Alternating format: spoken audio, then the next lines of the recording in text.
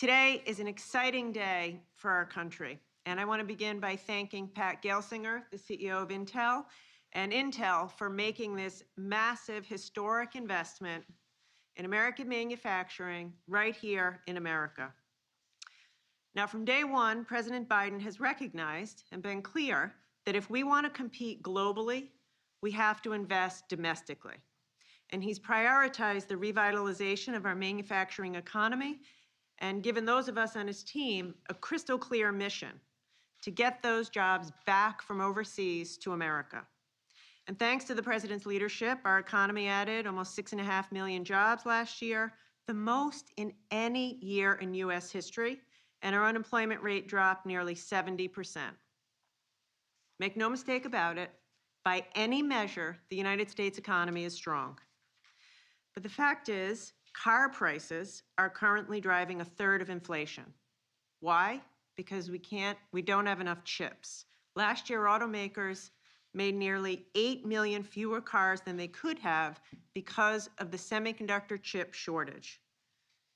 Electric vehicles, for which the president has set an ambitious goal, 50% of new car sales by the end of the decade, require 2,000 chips. Each EV requires 2,000 chips, more than twice as many as a traditional vehicle.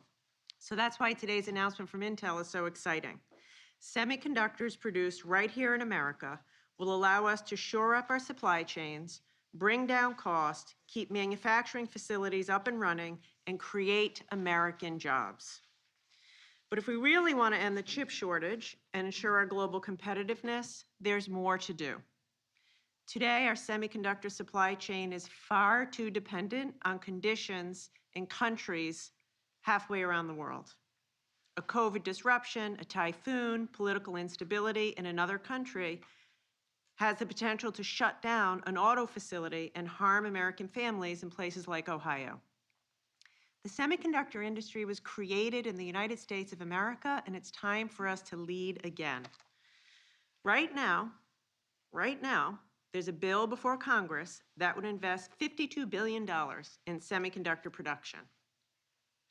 Congress needs to pass that bill to revitalize America's domestic manufacturing. Passing that CHIPS funding is a win for workers, businesses, supply chains, and our economy. So again, Mr. President, thank you for your leadership, and thank you to Intel for choosing America. It's now my great pleasure to introduce Pat Gelsinger, the CEO of Intel. He's a global leader in the semiconductor industry, has been a leader in the industry for decades, and the announcement he'll be making today will create nearly 12,000 jobs in total. And it's a perfect example of what we can do if we invest in America's manufacturing industry again. So with that, I will turn it over to Pat.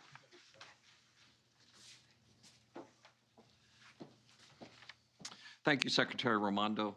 Thank you, President. Thank you for my best Ohio friends and the senators. And we look forward to being welcomed into Ohio. I am thrilled to be at the White House today. Such an exciting occasion, historic day for Intel and the global semiconductor industry. And for a farm boy from Pennsylvania, I thought I'd never be here. Today, Intel is announcing plans for an initial investment of more than $20 billion to build 2 new leading-edge fabs in Ohio. I would be remiss not to thank Governor DeWine and his team in Ohio for their fantastic partnership, and I look forward to commemorating this special day together at our event in Licking County, Ohio, later today. This will be our first new manufacturing site in 40 years. And spanning nearly 1,000 acres will be a mega fab location that can accommodate a total of 8 chip factories, or fabs as we call them. What we're announcing today is the first 2, but we hope to build out that full campus.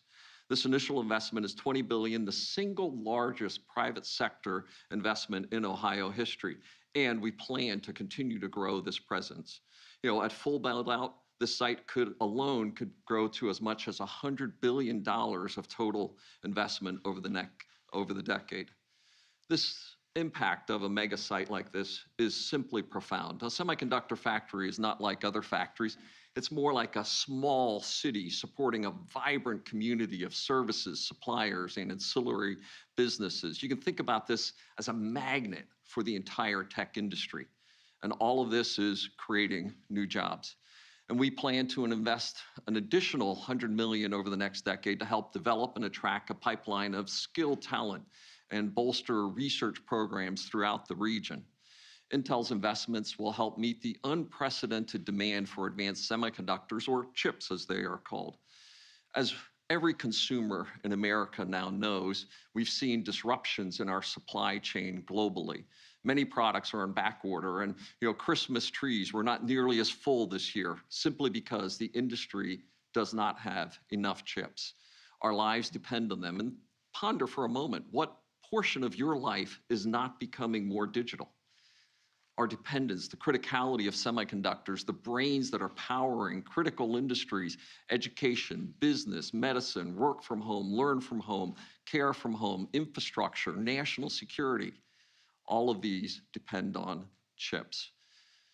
But as Secretary Raimondo said, most semiconductors today are sourced overseas. As a country, we cannot rely solely on imports for such essential technology. And the only way to address this economic and security risk is to increase our domestic semiconductor manufacturing capacity.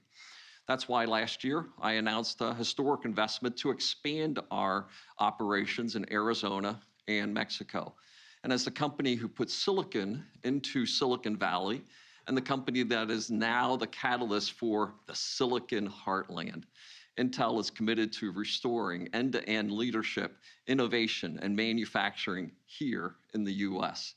We are doing our part, but we can't do it alone. The federal government has shown strong bipartisan support for growing this strategic industry. And I'd like to thank President Biden, Secretary Raimondo, and everybody involved in this supporting the semiconductor industry. And I would also like to thank Senator Schumer, Cornyn, and Representatives Matsui and McCall for sponsoring the Chips for America Act. But as Secretary Raimondo said, now Congress needs to finish the job. Our announcement today is motivated by the CHIPS Act. We're putting our chips on the table, as I like to say. We are getting started, but this project will be bigger and faster with the CHIPS Act. The CHIPS Act will help address the long-term impacts of the semiconductor shortage, global supply chain challenges, and associated rising costs faced by American families today. It will also ensure America maintains its leadership role in semiconductor manufacturing and R&D. We welcome the opportunity to work with President Biden, federal and state governments, to transform the turmoil of this time into a recovery that creates world-changing technology to improve the life of every person on the planet. I thank you, and it's now my honor, my pleasure, and something a farm kid from Pennsylvania would have never imagined, that I get to introduce the President of the United States. Mr. President. Thank you.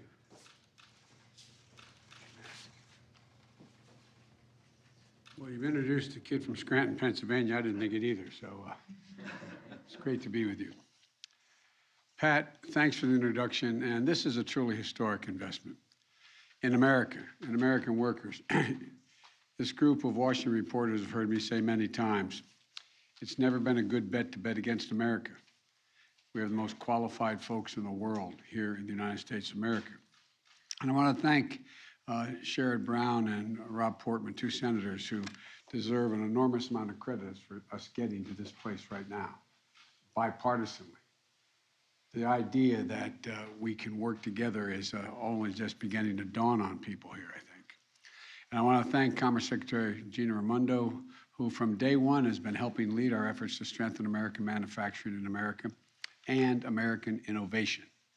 Look, Pat just laid out today's big announcement by one of America's most important companies. This historic investment for Ohio, one of the largest investments in semiconductor manufacturing in American history. A brand new $20 billion campus outside of Columbus, Ohio. 7,000 construction jobs, 3,000 full-time jobs. And I was kidding Pat earlier. I said, I may need a job. And he said, well, it's not bad. You start over 100,000 bucks on the line, but I got to get some training.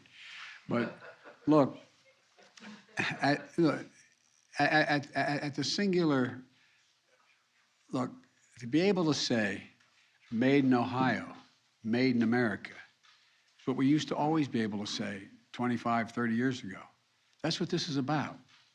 But folks at home might be wondering, why it's such a big deal for manufacturing something so small, the size of a postage stamp? Why is that so important? Well, semiconductors are small computer chips that power virtually everything in our lives. Your phone, your car, your refrigerator, your washing machine, hospital equipment, the internet, the electric grid, and so much more. And here's the deal. America invented these chips. America invented these chips. And federal research and development led to the creation of these chips.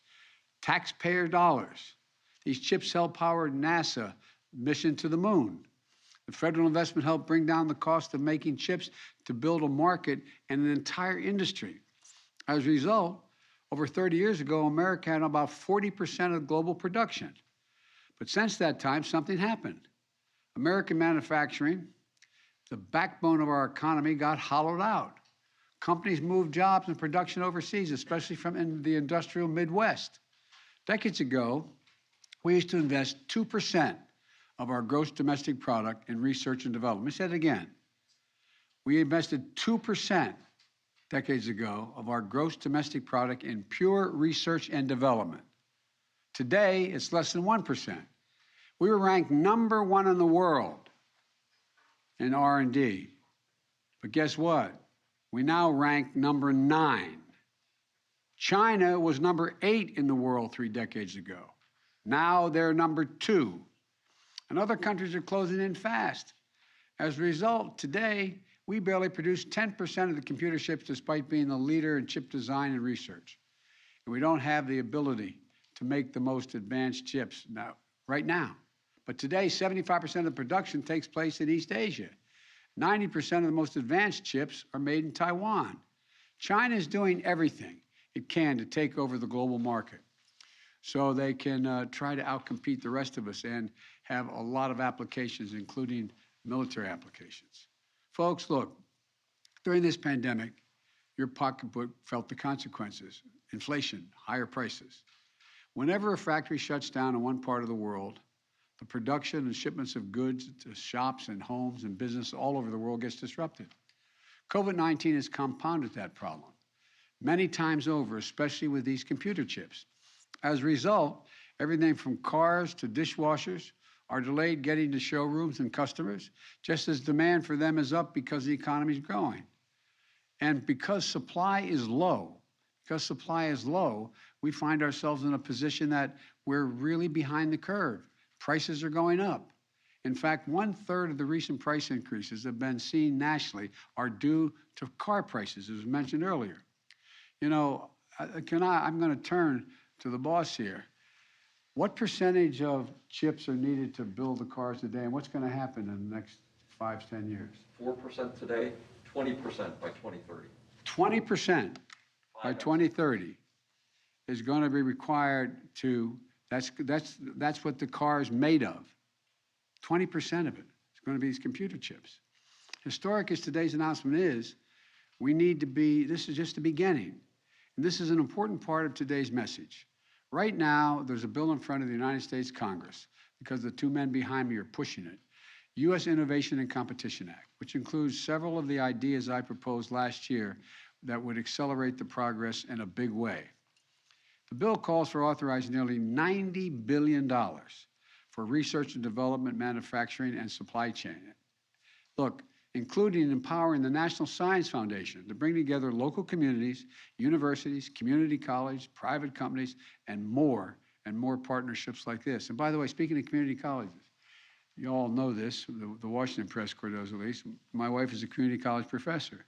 She said it's the best kept secret in America. This is a community college graduate who skipped his senior year in high school, went to local community college, and then went on. My wife's got to meet you, man. Look, this includes a $52 billion incentive for more companies to build their manufacturing facilities here in the United States of America. I want other cities and states to be able to make announcements like the one being made here today. And that's why I want to see Congress pass this bill right away and get it to my desk. Let's get another historic piece of bipartisan legislation done. Let's do it for the sake of our economic competitiveness and our national security. Let's do it for the cities and towns all across America working to get their piece of the global economic package. And let's do it for the dignity and pride of this country and the American worker. I made clear while I was running for president and from day one of this administration, we are going to invest in America. We're investing in American workers. We're going to stamp everything we can made in America, especially these computer chips. Vice President Harris and I, along with Secretary Raimondo and our entire team, have met with members of Congress in both parties because this is a bipartisan issue. We brought business and labor together to see where we could ramp up production and help resolve bottlenecks. Soon after I was sworn in, I signed an executive order to revitalize American manufacturing and making our supply chains more resilient to disruptions, whether it's a pandemic, climate change, or cyber attacks. In some cases, building resilience will mean increasing our production here at home. In others, it will mean working more closely with our trusted friends and partners, nations that share our values so that the supply chains do not get used against us as leverage. In fact, I made this clear to President Xi of China. We need not have confrontation, but we have a stiff economic and technological competition, and we're going to insist everyone, including China, play by the same rules. We're going to invest whatever it takes in America, in American innovation, in American communities, and American workers. That's exactly what we're doing here today. As a result of the progress we've made, record economic growth, record job growth, faster economic recovery than any other nation on earth, we are better positioned globally than we have been in a long, long time. Intel's historic investment is one example. It's not the only one. In fact, last year, the largest semiconductor companies, including Samsung and Micron, committed $80 billion to build new facilities in the United States, in Arizona, New York, Oregon, Texas. And why are these companies choosing us, the United States? I think it's because they know we have the most productive workers, the best research universities, a dynamic venture capitalist system, and a rule of law that protects intellectual property. I think we're better positioned than any nation to seize these opportunities. But we have to keep it going. And I think our best days are ahead of us. Last year, we took a big step toward that front with the bipartisan infrastructure law. And I want to thank Senator Brown and Senator Portman for their hard work in getting that done. That law is going to upgrade everything from roads, bridges, ports, airports, railroad, transit, to make our economy move faster and reduce prices for families. This is going to create better jobs for millions of Americans all over the country, rural, urban, suburban. And it means America is the most attractive place for companies like Intel to invest and make their products. Because of the law, this year, for the first time in 2 decades, our infrastructure investment will grow faster than China's, for the first time in decades. This is a game changer. Now we have to build on that progress, and that's what this today is about. It includes Congress acting on our competition bill, which I mentioned earlier, and my administration is going to keep using all the tools we have to reshore our supply chains, strengthen our economic resilience, and make more in America. Because at the end of the day, this is about national security, economic security, and it's about jobs. Good paying, decent jobs you can raise a family on. Jobs now, jobs for the future. Jobs in every part of the country, jobs that bring the industrial Midwest back. It shows the world that we're always going to fight for American workers. In fact, these facilities are a symbol of what America is all about. PhD engineers, scientists, alongside community college graduates, as my wife says, they're the best kept secret in America. Pat went on beyond that. But people of different ages, races, backgrounds, working side by side. They're all working together to do the same thing. The most sophisticated manufacturing we have ever seen. Tiny computer chip the size of a stamp. They're showing what I've always believed. There is nothing beyond our capacity as a nation if we do it together as the United States of America. And I want to thank Pat again and Intel I can't wait to see this this next visit that you're about to have in Ohio today. And I want to make one last comment. You know, folks, and I asked Pat this, but I've asked many other corporate leaders around this nation.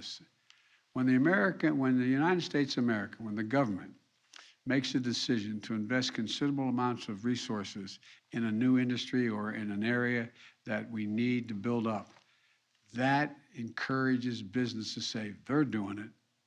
This is going to happen. I'll get in too. I asked Pat whether that was part of the judgment. Am I misleading? Am I misstating it at all? And it is, but I just want everybody to understand when, I'm sure there were people who looked at both my colleagues who helped lead the fight in this CHIPS Act we're trying to pass. When are you going to spend all that money? That money attracts money. It attracts investment. It demonstrates we're all in. So, folks, I'm going to say what I've always said. There's not a damn thing this country can't do. Not a single thing we can't do. You've heard me say it before, and I'm going to say it again. I I spent about an hour and a half today with the Japanese Prime Minister on a virtual meeting with our staffs. And I told him about when President Xi asked me, can I define America? When I was in China with him. I said, yeah, one word, possibilities. Possibilities. We can do anything if we put our mind to it.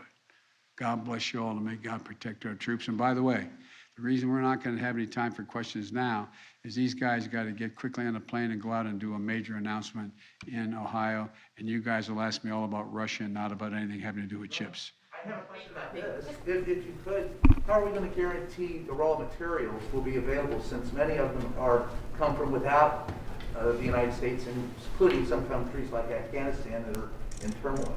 We're working on that. There's a lot not in Afghanistan. There's a lot we've been finding out and moving on directions to find where the raw materials are. We're making contracts to make sure we have access to them, and we are doing things that we're finding out here in the United States. We have assets we didn't know we had in terms of raw material. Thank you very much. Thank you. Thank you. Thank you very much. Thank you. If necessary. Is it time to meet with Putin, sir? Thank you. Come back to tell us about Russia when you can.